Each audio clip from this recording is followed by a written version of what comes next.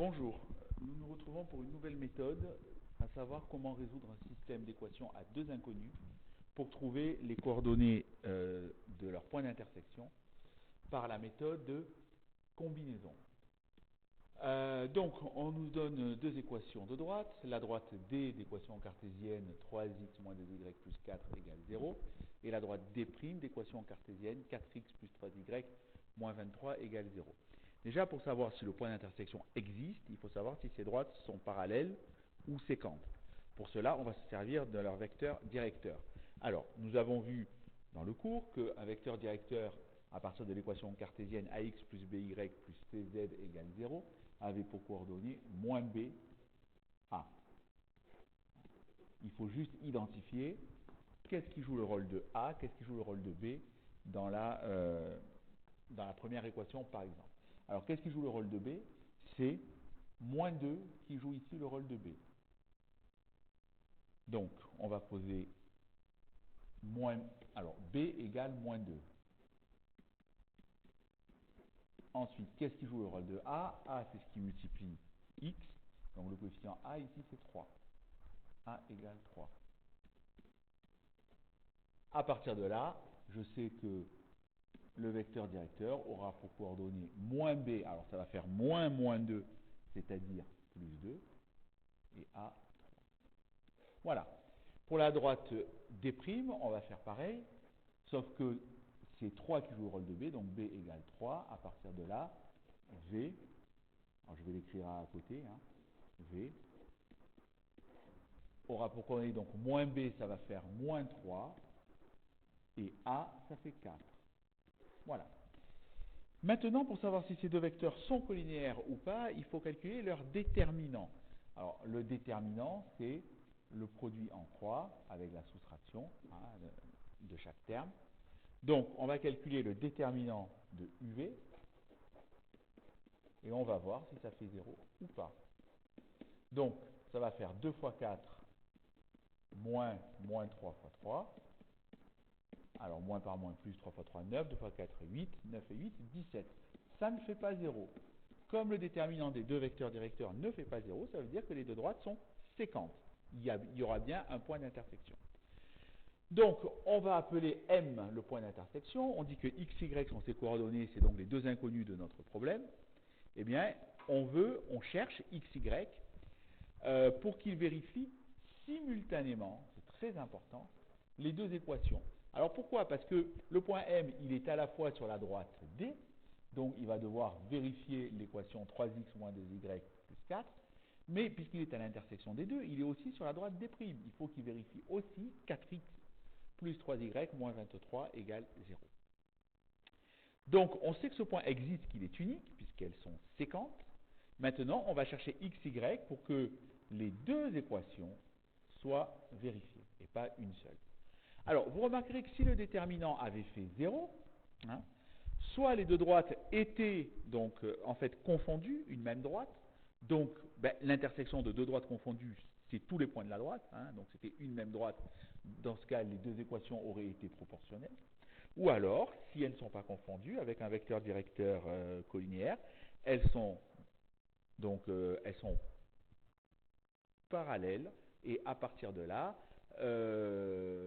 il n'y a pas de point d'intersection. Parallèle strictement, il n'y aura pas de point d'intersection. Donc, la méthode pour résoudre le système se décompose de la façon suivante. Première étape, vérifier que les deux droites sont séquentes. Nous l'avons fait dans la première partie. Donc, je ne le refais pas ici. Deuxièmement, on va multiplier l'une des deux équations, ou les deux, par un coefficient multiplicateur. On sait qu'on a le droit, on trouve une équation qui est équivalente, qui représente la même droite. Mais on ne va pas choisir le coefficient multiplicateur n'importe comment. Le but, c'est de faire apparaître le même coefficient soit devant les x, soit devant les y, mais avec un signe opposé. Plus et moins, ou moins et plus. Donc on peut choisir soit de faire apparaître le même coefficient devant x ou devant y. Vous avez le choix. Donc moi, ici, je vais prendre x, mais j'aurais pu le faire devant y. Donc, la première équation, la première ligne, on va l'appeler L1, on va la multiplier du coup par moins 4. Pourquoi? Parce que 3 fois moins 4, 3x fois moins 4, ça va faire moins 12x. Et du coup, la deuxième ligne, on va la multiplier par 3. Parce que 4 fois 3, ça va faire 12x. Et donc, j'aurai moins 12x et 12x, et on va pouvoir effectuer une simplification. Donc, on écrit les équations équivalentes avec les coefficients égaux en valeur absolue, mais de signes différents devant la variable x. Ça nous donne, alors on multiplie toute cette équation par moins 4, 3x fois moins 4, ça fait moins 12x, moins 2y fois moins 4, moins par moins, plus 8y, et 4 fois moins 4, moins 16, égale 0. Je recopie, non, je fais pareil pour la deuxième, en multipliant par 3, 4x fois 3, ça fait 12x, plus 9y, moins 23 fois 3, ça fait moins 69, égale 0. Alors je vois que maintenant, j'ai trouvé des équations équivalentes, mais le coefficient devant x, ici j'ai moins 12, et ici j'ai 12. Puisque ce système est équivalent à l'autre système, on met devant la double flèche qui marque l'équivalence. Alors maintenant, on va pouvoir remplacer une des deux équations par la somme des deux. Parce que si ça égale 0 et ça égale 0, alors forcément la somme des deux va faire 0. Hein. Donc à partir de là, quand on va ajouter les deux, on va remplacer par exemple la première équation par la somme des deux, on va voir que les x vont se simplifier. C'est fait exprès. Hein. Donc moins 12x plus 12x, 0x. 9y plus 8y, ça me fait 17y. Moins 16, moins 69, ça va nous donner moins 85, égale 0. Et on est obligé de recopier une deuxième équation au choix. Hein. Par exemple, je vais prendre la deuxième, 4x plus 3y,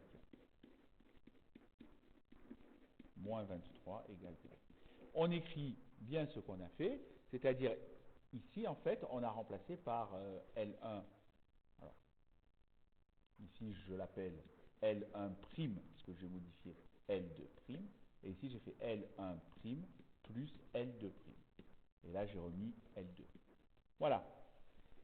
Bien, et bien maintenant, c'est presque terminé, parce qu'on voit que dans la première équation, il n'y a plus qu'une inconnue. Donc, on sait résoudre ça.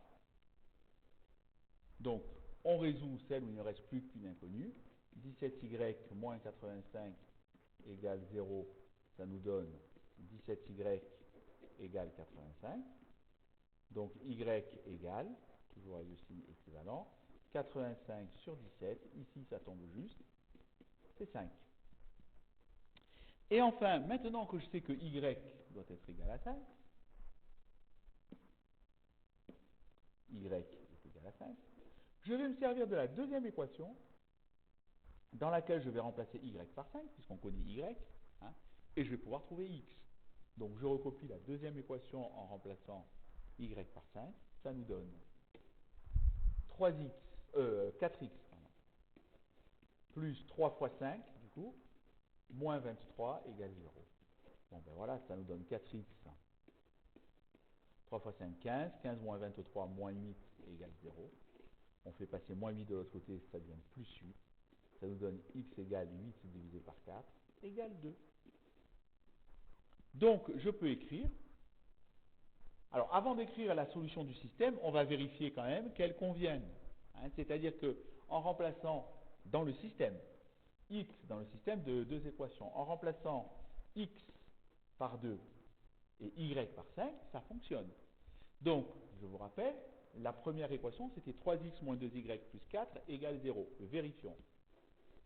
3x, 3 fois 2, moins 2y, 2 fois 5, plus 4. Et je calcule.